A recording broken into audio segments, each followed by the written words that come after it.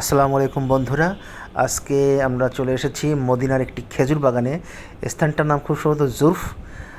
তো এখানকার খেজুর বাগানগুলোতে প্রচুর খেজুর গাছ এবং গাছগুলোর প্যাটার্ন আমাদের দেশি খেজুর গাছের থেকে একটু ভিন্ন। গাছগুলো বেশ পুরু এবং বেশ স্বাস্থ্য সবল, মানে পরিপুষ্ট গাছ বলা যেতে পারে।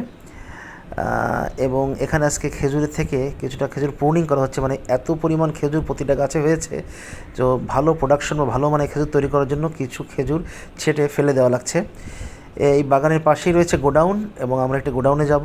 এখানে কোল্ড স্টোরেজ করা আছে, সব ধরনের খেজুর এখানে পাওয়া যায়। এটি সিডলেস খেজুর, এই খেজুরের কোনো বীজ নাই।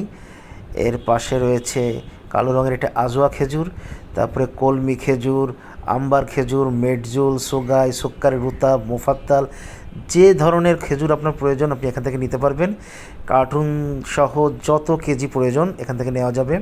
এবং সবচেয়ে বড় ব্যাপার, এখানকার খেজুরগুলো ফ্রেশ এবং বাইরের অন্যান্য মক্কা মদিনার যে শপিং কমপ্লেক্সগুলো আছে এবং অন্যান্য যেখানে খেজুর বিক্রি হয় সেখানকার তুলনায় এখানকার প্রাইসটা কিছুটা রিজনেবল, কিছুটা কম থাকে। খেজুরের রাজ্য থেকে আজকের মতো বিদায়।